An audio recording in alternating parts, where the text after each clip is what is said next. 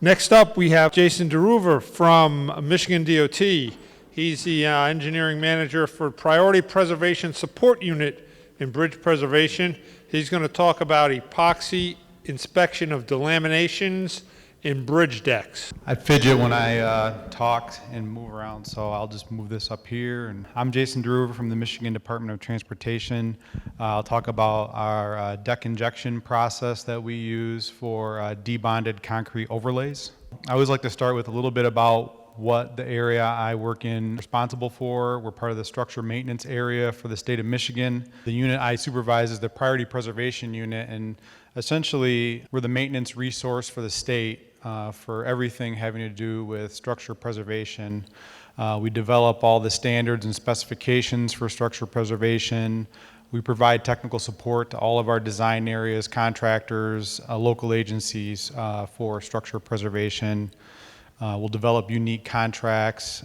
We support all of our direct force maintenance crews in the state, purchase their materials for them, help them with unique designs and unique preservation methods.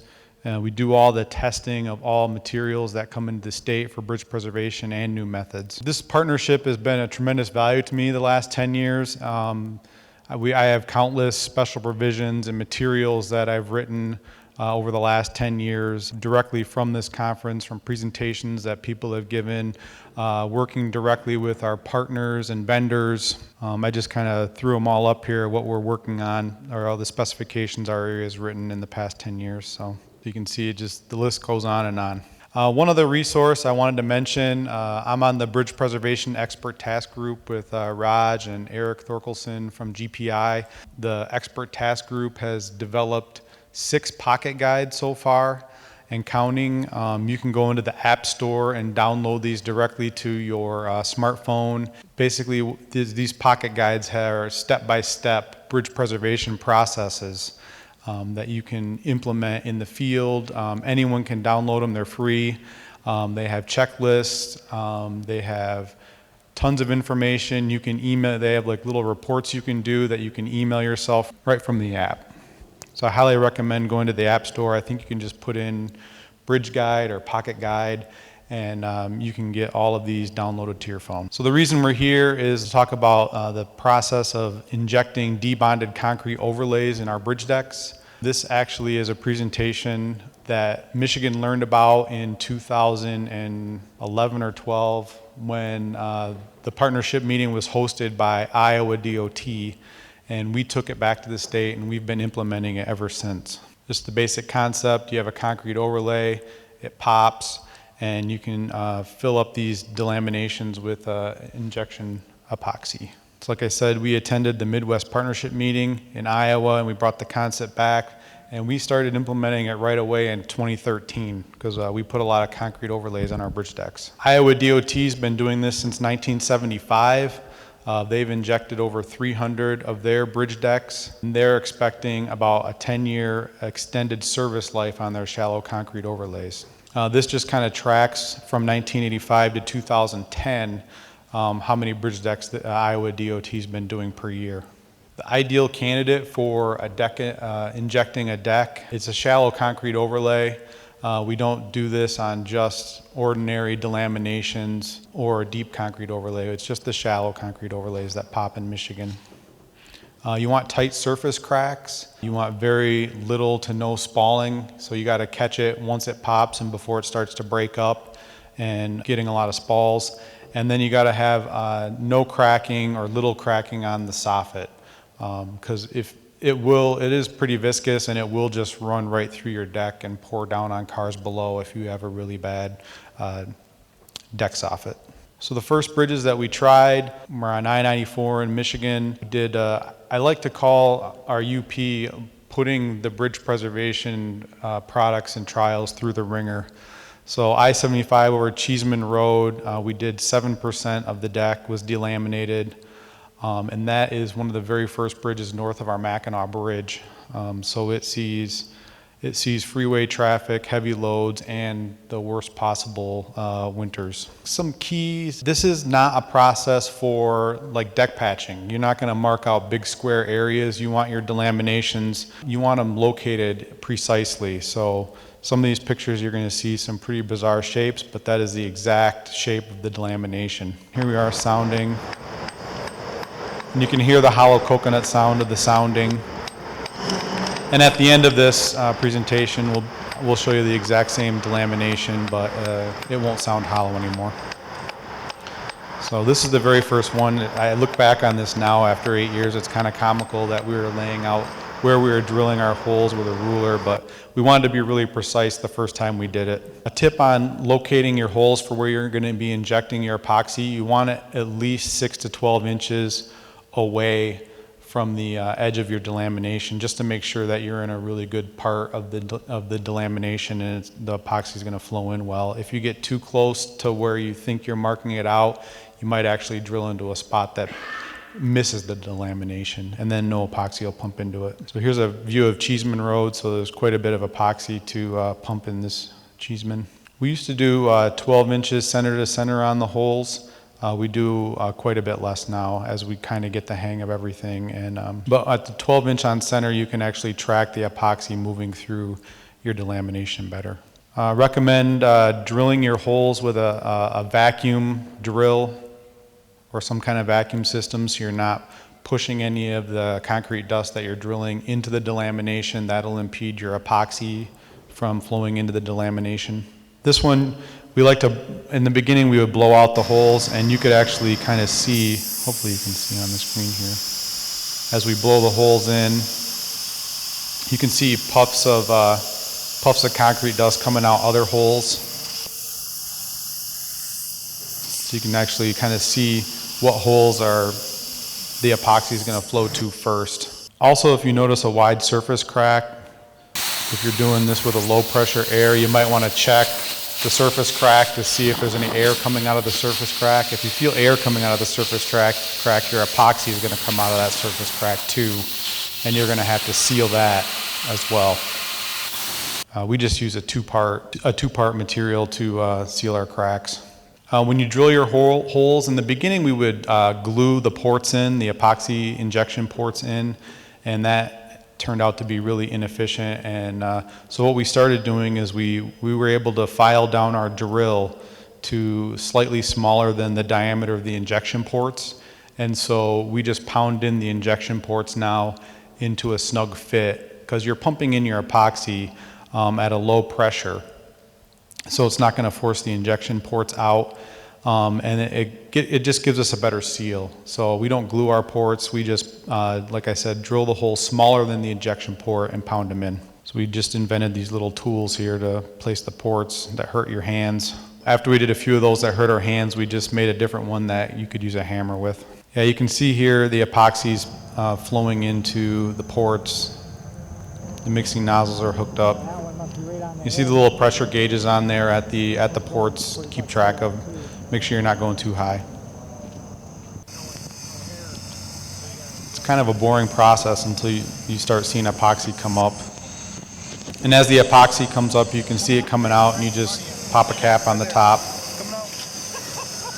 So it's almost like a whack-a-mole game. You're just, all of a sudden, epoxy starts coming up all over the place. Some of these delaminations will fill up with water before you even, and then they'll be full of water and other kinds of junk. So sometimes, some of these, you can see water coming out of one of these ports. We've had water come out of ports for up to a half an hour before, just pumping water out. And you're going to want to keep pumping epoxy and let that water come out, and then eventually a little bit of dirt and mud will come out, and then you're going to want to keep pumping until the epoxy comes out clear to make sure that your delamination just has epoxy in it now.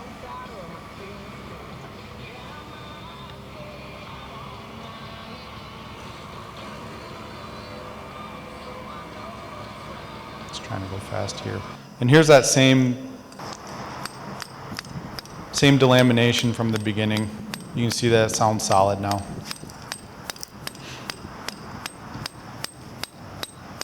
The removal of the ports is pretty easy. We just use a flat shovel. After the epoxy's set up, just run it across the bridge deck. They just scrape off really easy.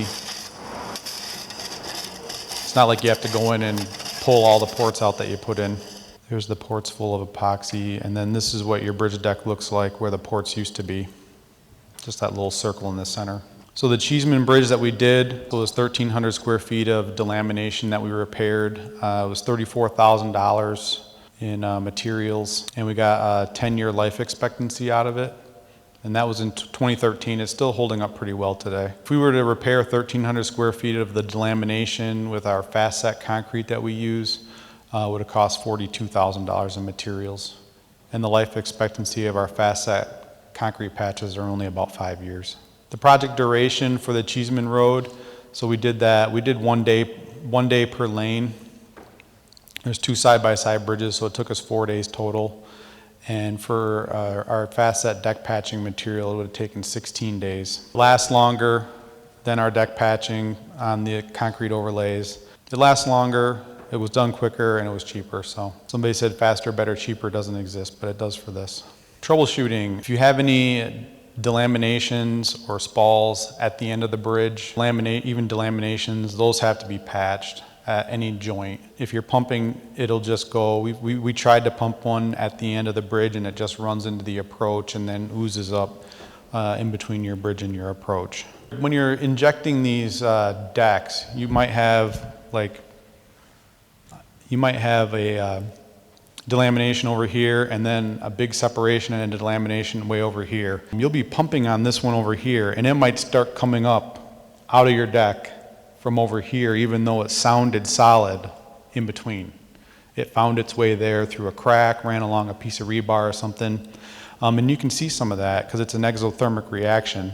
Our deck temperature that day was 87, but in an area that wasn't marked as delaminated, the epoxy was flowing into it, and as it reacted, it heated our deck up that day to 124. So here's Cheeseman Road. We were trying to pump too close to the one of the joints, and we didn't have a spotter under the bridge to see if it was leaking out, and it painted one of our columns with epoxy. So you'll want to keep a spotter under the bridge sometimes, or periodically check to go under and make sure it's not leaking out the bottom. So like I said, you need to mark your delaminations exactly. If you square them off like you're doing a deck patch, you're going to be drilling and pumping into spots that don't have any delamination. Make sure the portholes are clean and use a vacuum drill. If your deck's on a grade, you want to pump the epoxy uphill so it's not flowing in a thin sheet down your delamination, but kind of filling up and pushing the epoxy uphill. You can seal all potential cracks in the surface. You don't want the epoxy leaking out the top. You're going to want to go around, if you got old concrete patches, you're going to want to go around and seal those up first before you do a deck injection, because it will come up around the edges. And you're going to want to monitor your entire deck, because the epoxy will flow between delaminations. And you could actually start filling an area up that you didn't know was taking epoxy, and it'll start causing what we call little baby bumps in your bridge deck.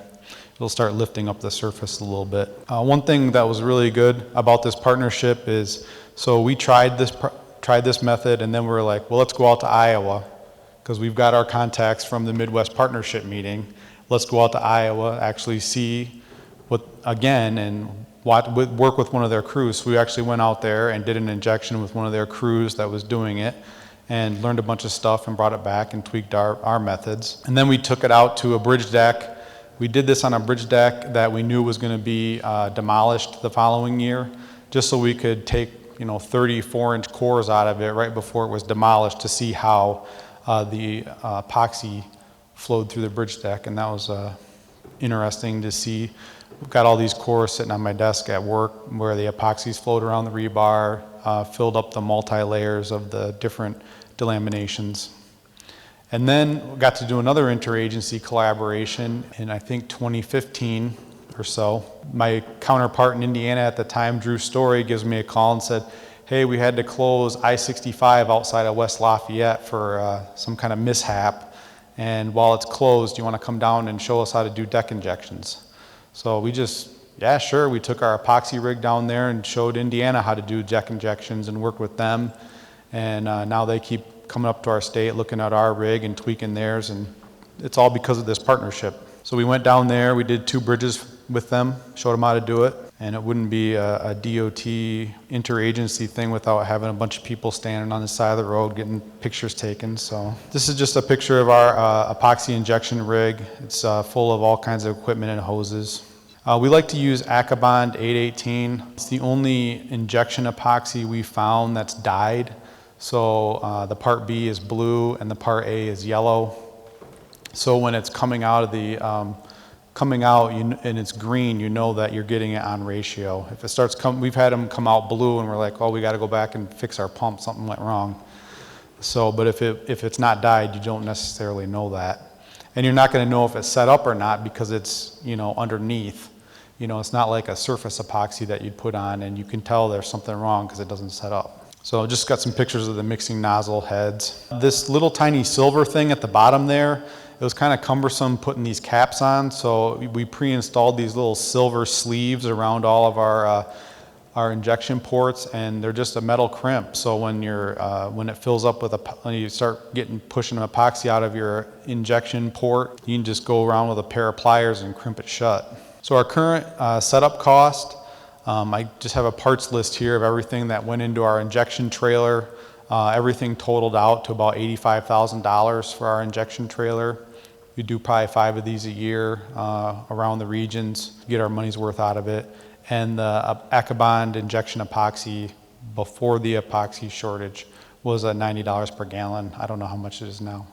Hopefully it comes back down to $90 per gallon. We always get asked, and so does Iowa, we always get asked, what about contracting? I've even sat down with our industry partners in Michigan, our contractors, our experts in epoxy. They don't want to touch it, and we don't want to really hire them either. There's just a lot of challenges. Like I said, your epoxy will flow from one delamination to another. So if you have a square foot based pay item, do you pay them for the total amount in between? Because you don't know what's going on underneath. That could lead to arguments. Even though it didn't sound delaminated, the epoxy is obviously moving somewhere. If you have a gallon paste pay item, what's to keep them from overfilling the voids just to make more money on the gallons? And there's also a lot of time risks involved. This is slow, methodical process. You have to be patient. You can't rush it. You can't jack up the pressure just to go faster because it'll blow the top of your deck off, and then you got a big mess. There's not a lot of this that lends itself to the contracting industry because, like I said, the patience, and there's just way too many pitfalls and arguments you can end up with in the square foot based pay items and the gallon based pay items. Because if it's leaking out the deck bottom, how much leaked out? How much do you pay? And that's it. Do we have any questions for Jason? So how thick of an overlay does this work with? What issues come when you have your overlay is too thick? Well, when I say shallow concrete overlay in Michigan, that's from the deck surface down to no deeper than halfway through the top matter reinforcing. So it just depends, what the cover is. So 3 inches. I mean, we've injected deeper and haven't had problems. Because when you're drilling, you can kind of feel the drill goes through really solid concrete, and then it feels like mush, or because you're dropping through the delamination and the soft concrete. And then once you hit hard concrete again, you just stop drilling. So we haven't had any issues with depth. We've had some green people out there that drilled all the way through, and then, you're stuck because got a hole in the deck bottom. What's the shallowest or thinnest that you've been able to do? And I didn't catch what kind of pressures you can go up to. Oh, we play with the pressures. It just depends on your deck, and that's part of the patience. Keep an eye on it. It's definitely less than 100 psi, probably down closer to 60 psi or so. This isn't like injecting a structural crack where you got it jacked up to get it in a really tight area, because you're pumping into a huge void, so it doesn't need to be that high, and it doesn't lend itself well to thin delaminations. It'll just flake off the top. So if you have a really thin, like half-inch delamination, I didn't see the vendor, but there's other products that are better for that.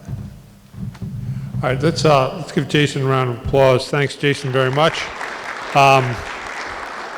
The preceding was produced by the National Center for Pavement Preservation. More information can be found on the web at pavementpreservation.org. Additional support provided by Michigan State University.